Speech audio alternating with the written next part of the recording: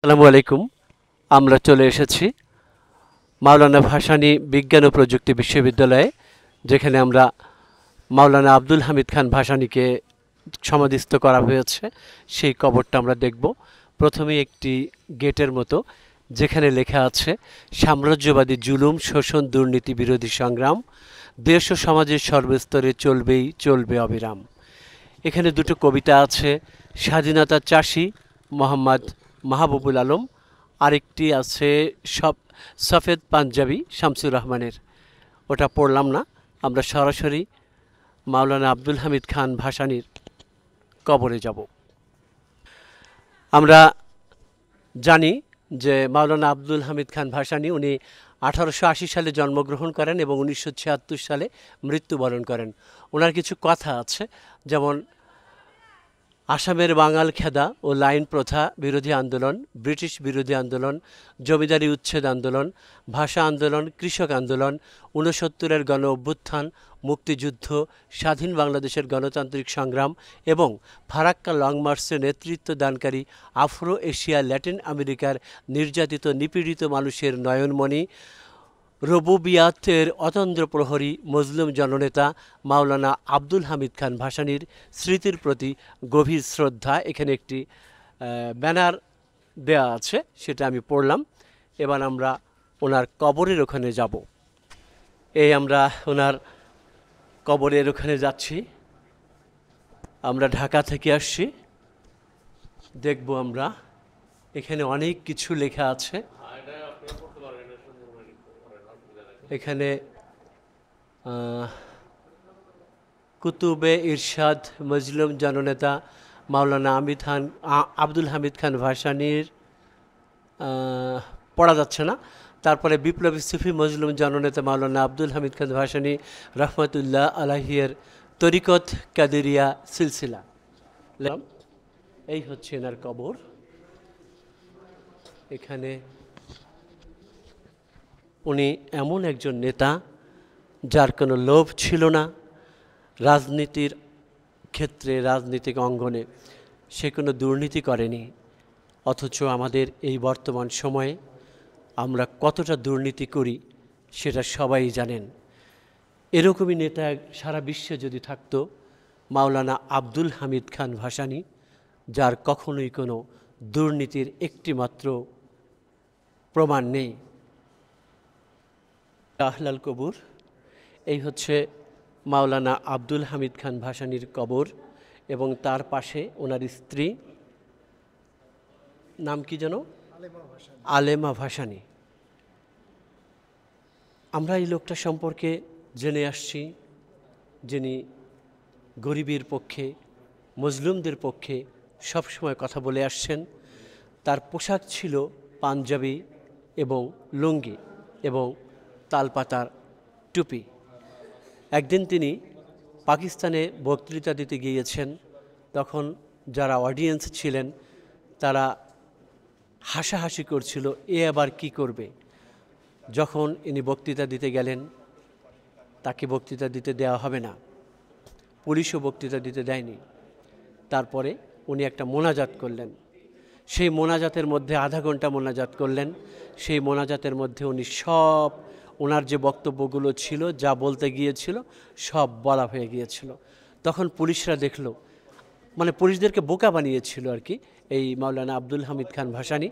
কারণ উনি যে উদ্দেশ্যে ভাষণ দিতে গিয়েছিলেন, ঠিক তাকে ভাষণ দিতে দেয়নি, অথচ মোনাজাতের মধ্য দিয়েই সেই ভাষণের কথাগুলো উনি ওখানে বলেছিলেন।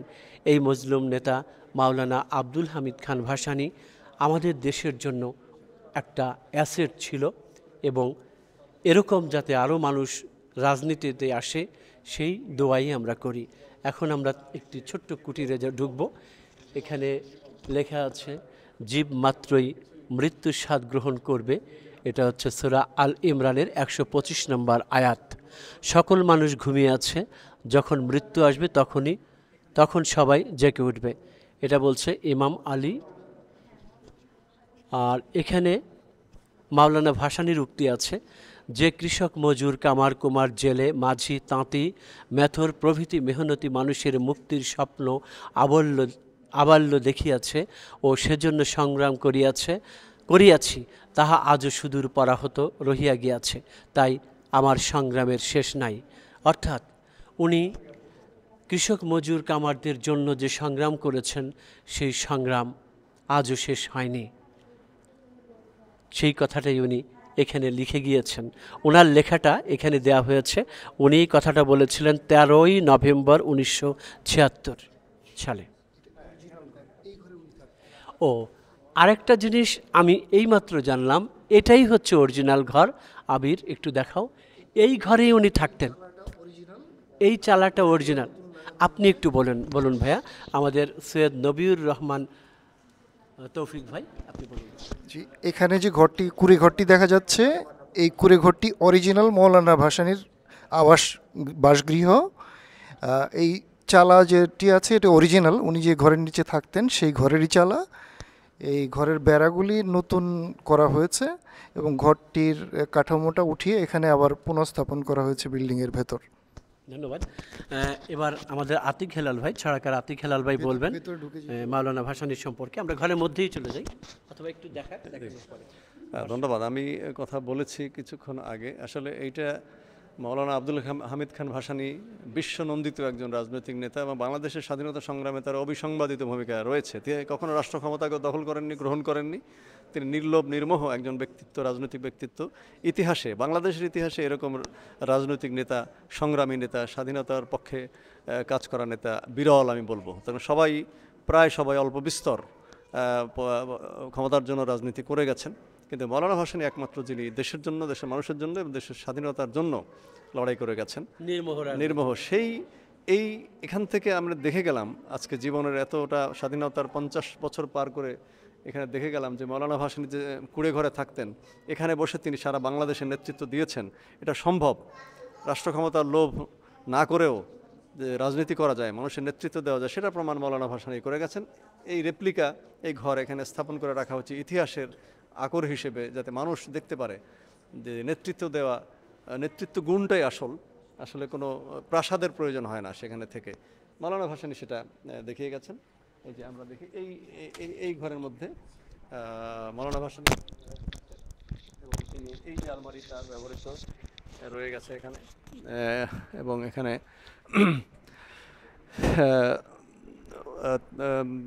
তার এই যে সনের ঘর, কুড়ে ঘর যেটাকে বলে, এখানে মাওলানা ভাসানী থাকতেন। ভাবতেই কেমন লাগছে যে এখানে তিনি থাকতেন। রেপ্লিকা এখানে স্থাপন করা হয়েছে, মানে এই ঘরের ভেতরে তিনি থাকতেন। কখনো কখনো নিজে রান্না করে তিনি খেয়েছেন, আমরা দেখেছি। তার বিশ্বজুড়ে, বাংলাদেশ জুড়ে তার ভক্ত রয়েছে, অনুসারী রয়েছে। তারা প্রকৃত রাজনীতির অনুসারী, প্রকৃত সংগ্রামের অনুসারী তারা রয়েছে। মাওলানা ভাসানীকে হৃদয়ে স্থান দিয়েছে তারা। আমরা ধন্যবাদ জানাই তৌফিক রহমান আমার বন্ধু এবং সৈয়দ মোখলেসুর রহমান এবং তার পরিবারের প্রতি, যা তাদের কারণে আমরা এখানে আসতে পেরেছি। রবিউল ভাই, আপনি কিছু বলে শেষ করে দিন। ধন্যবাদ। অনেক ধন্যবাদ আতিক হেলাল ভাই। আসলে আপনি যখন বলছিলেন তখন আমার হাতের পশম দাঁড়িয়ে গিয়েছিল। আমি যখন বাইরের থেকে দেখলাম এই যে ছোট্ট একটা কুড়ে ঘরের মতো কুড়ে ঘর, তার মধ্য থেকে উনি নেতৃত্ব দিতেন এবং উনি একটা দায়িত্বও ছিলেন তখন। তা এটা কি করে ভাবলে, মানে ভাবতেও যেন কেমন লাগে, যেখানে এখন চুম্বক সিংহাসনে মানুষ বসে থাকে, যে চুম্বক সিংহাসন থেকে কেউ উঠতে চায় না, অথচ উনি সামান্য একটি কুড়ে ঘরে এখানে থাকতেন। দেখেন এই যে কাঠের জানালা, এই যে বাঁশের বেড়া, এই যে ছোট্ট সেই সময়ের সে আলমারি, ভাঙা আলমারি, এখানে বসে এখানে, হ্যাঁ এই সেই রেহেল, এই রেহেলটা দেখেন, এই রেহেলের একটা রং করা, এটাই উনি রেখে কোরআন শরীফ পড়তেন। হায় রে, মানুষ একেবারে নির্মোহ রাজনীতি করে গেছেন। পৃথিবীর বুকে আর কোনো মানুষ এরকম আসবে কি না আমি জানি না, নির্মোহ। এখানে লেখা আছে বিসমিল্লাহির রহমানির রহিম, সালামুন কাউলাম মির রব্বির রহিম, হুকুমতে রব্বানিয়া কায়েম হোক। হ্যাঁ, মাওলানা ভাসানীর কথা এটা, সেই বাণীটা এখানে দেখলাম। আমরা একটু দূরে যাব, দূরে গিয়ে একটু আবার দেখাই ওখান থেকে করতেন। এই হচ্ছে মাওলানা আব্দুল হামিদ খান ভাসানীর ইবাদত ঘর। উনি এখানে নামাজ পড়তেন। ওই যে ওনার সেই টুপিটা, যে টুপিটা আমরা দেখি আন্তর্জাতিকভাবে, ওনার ছবি যেখানে দেখি, এই সেই টুপি। আর ওই পাশে হচ্ছে ওনার, মনে হয় ওখানেই নামাজ পড়তেন সম্ভবত, সেরকম দেখা যাচ্ছে। ওনার একটা ট্রাঙ্ক আছে, দেখেন একটু ভেতর থেকে দেখাও যতটুকু দেখা যায়। হয়তো এই খাটে উনি ঘুমাতেন। ভাবতেও অবাক লাগে, আমাদের মন্ত্রী এমপিরা কি এরকম খাটে ঘুমাবেন?